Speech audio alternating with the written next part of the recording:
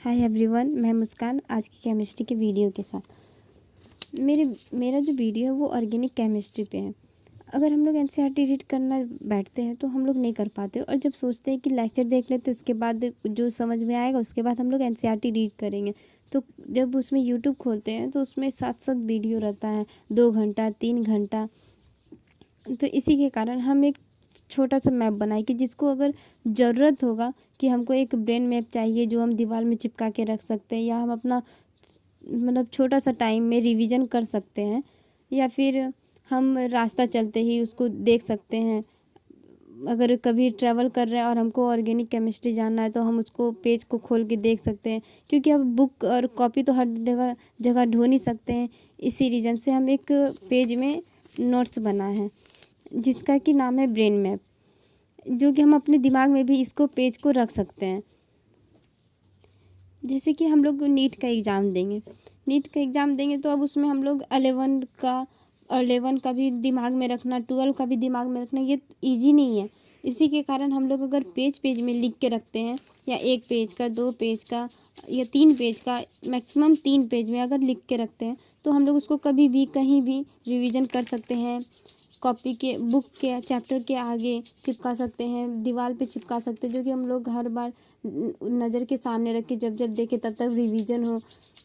तो इसी की वजह से हम एक छोटा सा मैप बना है, ब्रेन मैप बना है, जिसमें कि हम आप लोग को बताएंगे कि क्या क्या है। अगर आप लोग को अच्छा लगे तो सपोर्ट और सब्सक्राइब और लाइक ज़रूर कीजिएगा। अब मैं शुरू करती हूँ ऑर्गेनिक केमिस्ट्री का पहला एक्सरसाइज।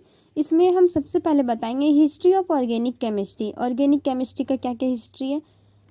अब देखिए, इसमें एक पहला साइंटिस्ट आता है जिसका कि BVFT। इसमें होता है बेरिजिलियम वाइटल फोर्स थ्योरी। एक साइंटिस्ट है, इन्हीं का एक स्टूडेंट है जिसका नाम था फ्रेडरिच हॉलर। फ्रेडरिच हॉलर जो है बेरिजिलियम का एक स्टूडेंट था।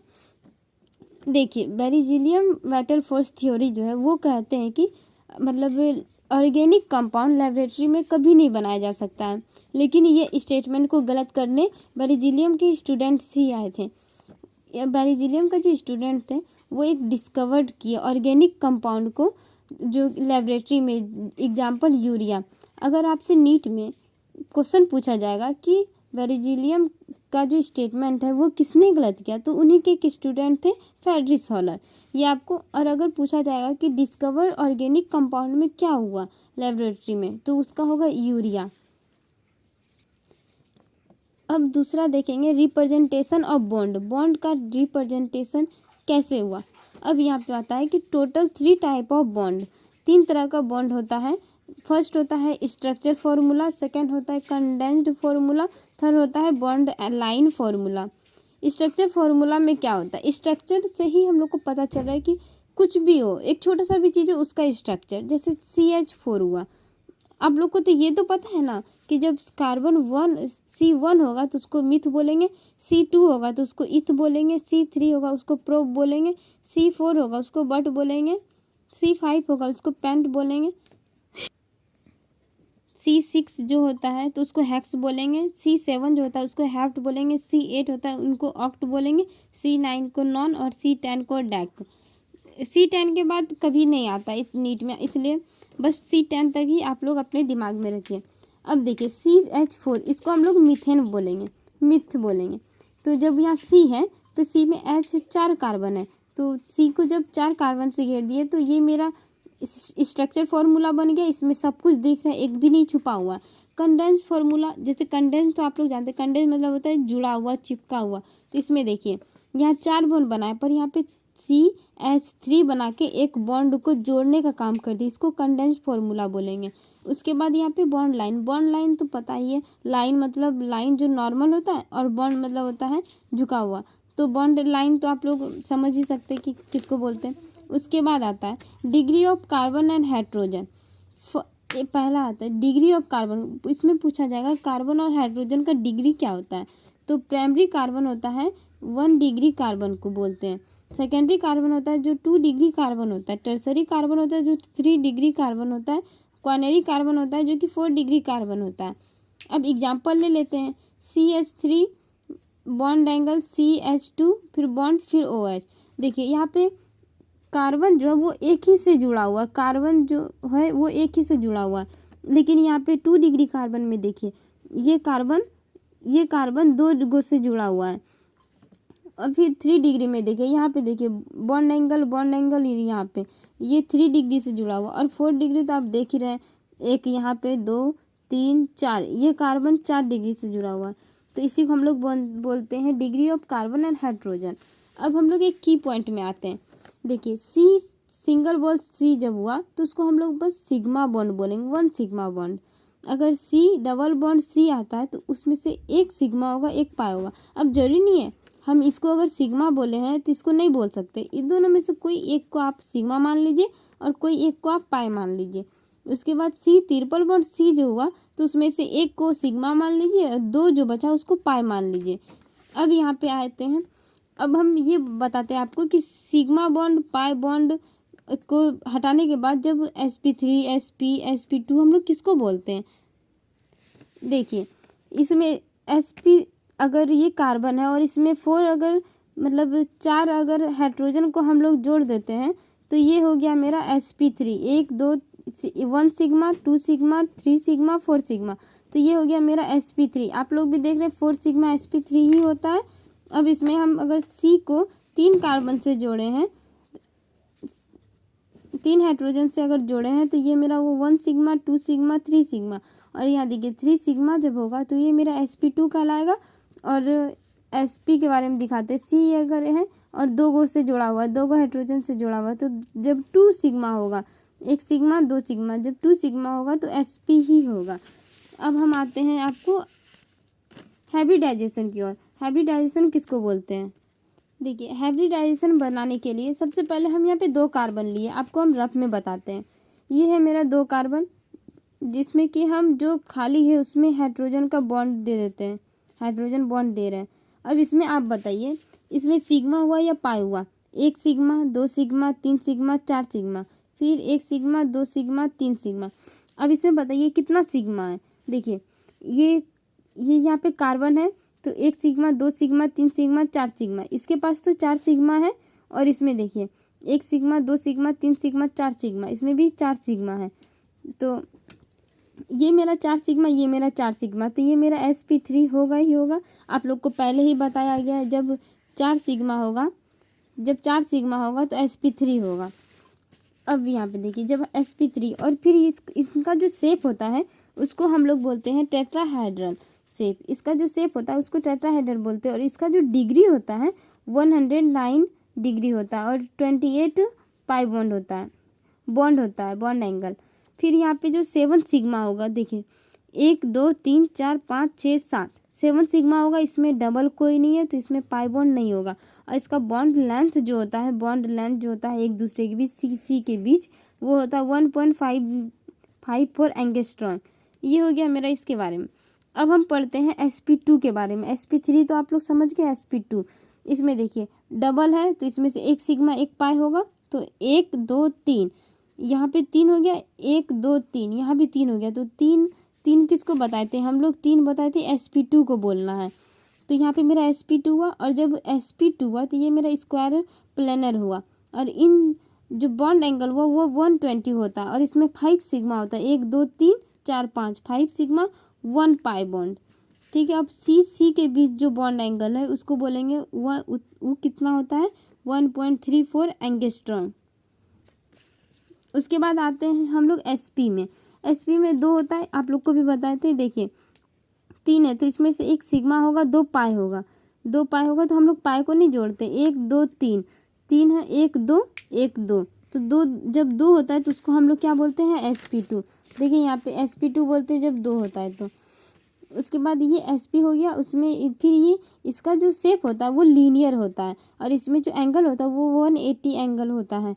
उसके बाद इसमें 3 पाई है, 1 2 3 पाई है और 2 सिग्मा है। सी के बीच 1.20 एंगस्ट्रॉम लेंथ होता है। अब रूट के बारे में तो हम आपको बता चुके हैं कि C1 जब होगा मिथ, C2 होगा इथ, ये आपको बता दिए। 10 तक ही याद रखिएगा, ज़्यादा उतना काम नहीं, नीट में नहीं पूछा जाता। अब देखिए सी सिंगल बॉन्ड सी अगर पूछा जाएगा तो उसको हम लोग बोलेंगे एन। C डबल बॉन्ड सी होगा तो उसको बोलेंगे इन। सी ट्रिपल बॉन्ड सी होगा तो इसको बोलेंगे आयन।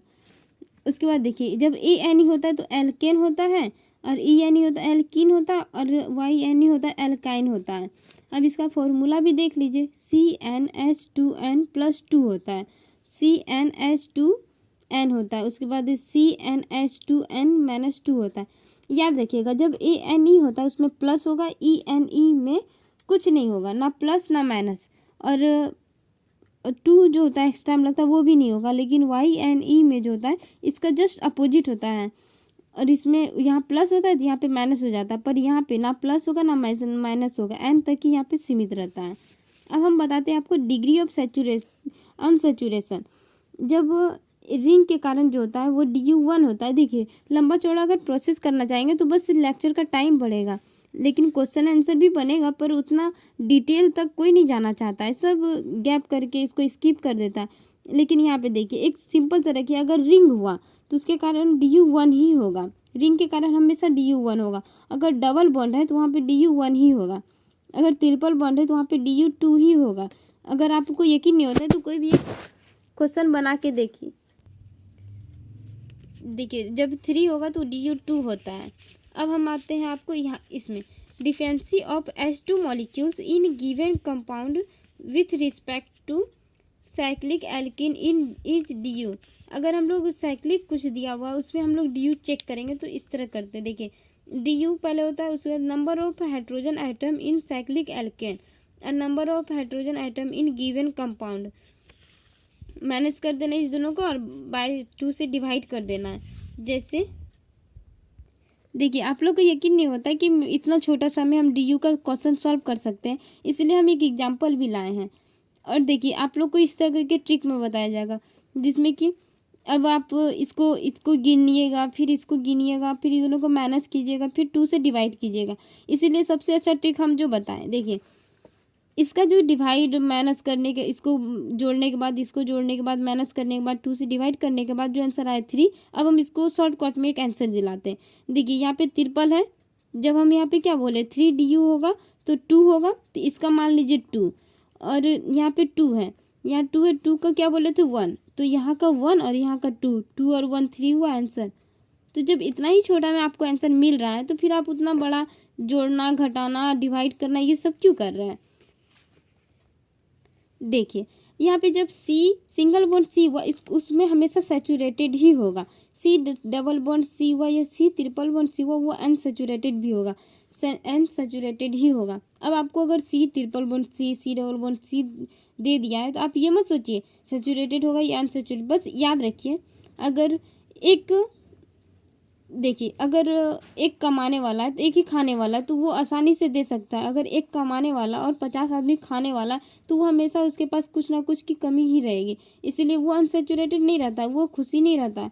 और यहाँ पे जब सिंगल ही रहेगा तो वो सैचुरेटेड रहेगा, वो खुश रहेगा, उसके पास सब कुछ रहेगा।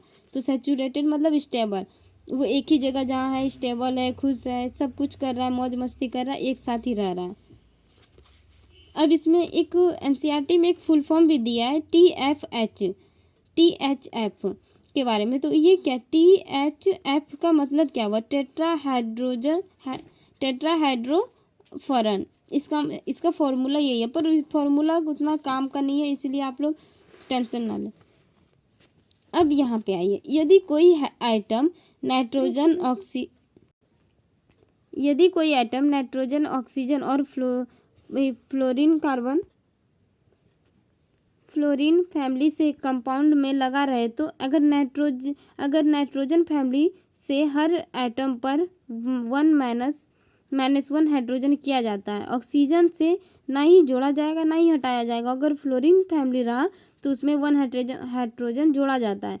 बेंजीन रिंग से जुड़ा हुआ कार्बन एटम के बेंजीलिक C बोलते हैं।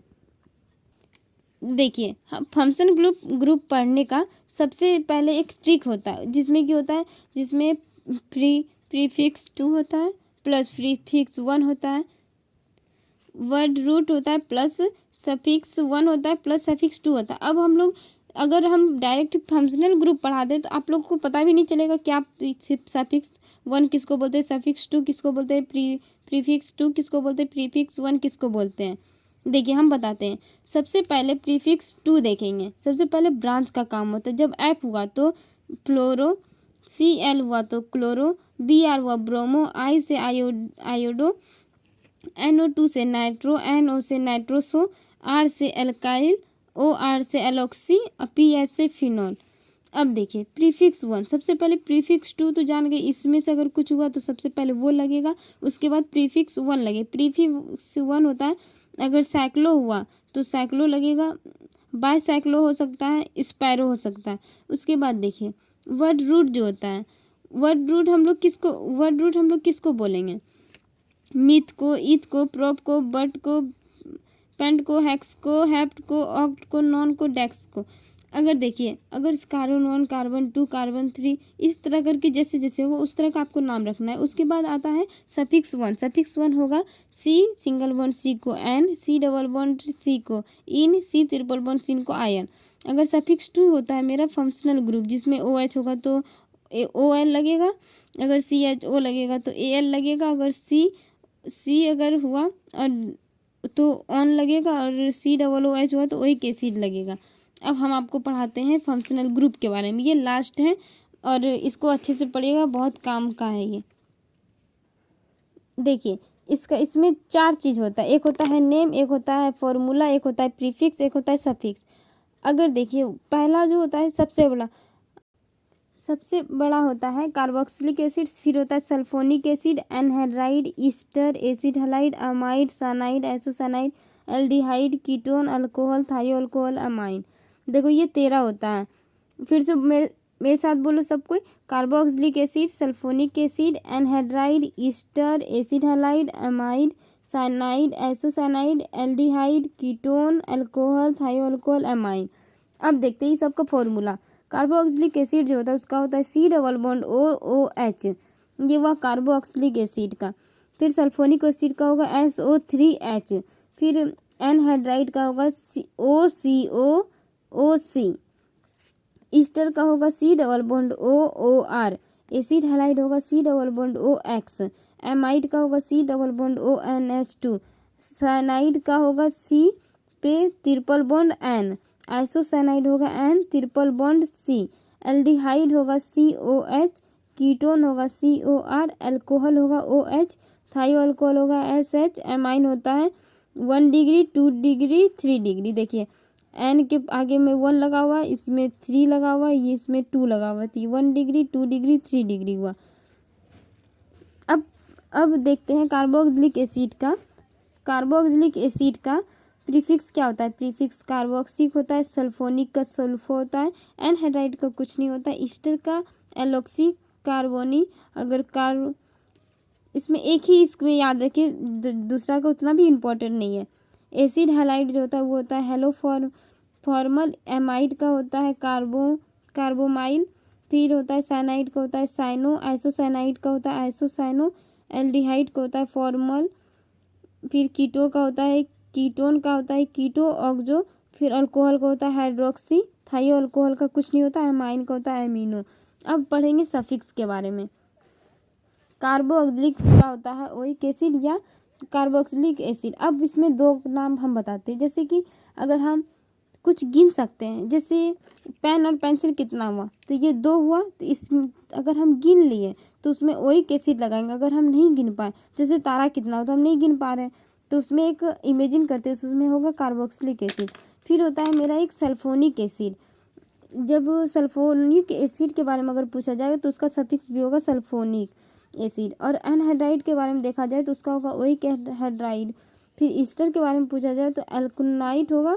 एसिड हैलाइड के बारे में पूछा जाएगा तो यहाँ पे होगा कार्बोनाइल हैलाइड होगा। एमाइड के बारे में पूछा जाए तो एमाइड ही होगा, कार्बो एमाइड भी होगा। साइनाइड के बारे में पूछा जाए तो नाइट्रिल कार्बोक्सी एमाइड होगा। आइसोसाइनाइड के बारे में पूछा जाए तो आइसोनाइट्रेट होगा। एल्डिहाइड के बारे में पूछा जाए तो ऑल कार्बोहाइड्राइड होगा। कीटो के बारे में पूछा जाए तो 1 होगा। अल्कोहल के बारे में पूछा जाए तो OL होगा।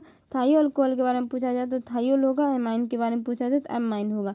तो आप लोग को कैसा लगा हमें कमेंट में बताइए। और अगर आप लोग को लगता है कि इस ट्रिक से कोई क्वेश्चन सॉल्व नहीं होता है तो हम आपको दूसरे दिन यूट्यूब में ही इसमें अब क्वेश्चन सॉल्व करके दिखाएंगे। उसके बाद आप लोग को तो पता चल जाएगा ना कि इसमें जितना भी चीज़ है वो सब इम्पोर्टेंट है। और आप लोग को अगर ये पेज भी होगा तो हम आपको पेज भी PDF करके उसमें डाल देंगे और आप डिस्क्रिप्शन में देख लीजिएगा। और इसी तरह सपोर्ट करते रहिए और मेरे चैनल को सब्सक्राइब कीजिए। आप लोग भी ये ट्रिक को फॉलो कीजिए। और अगर आप लोग को भी लगता है कि हाँ हम लोग इसको लिखना चाहिए, दीवार में चिपकाना, आपको जो भी अगर इसको ठीक लगता है आप लोग को, जैसे जैसा हम बोले हैं शुरू से वीडियो में, तो आप लोग इसी तरह कीजिए। Thank you so much.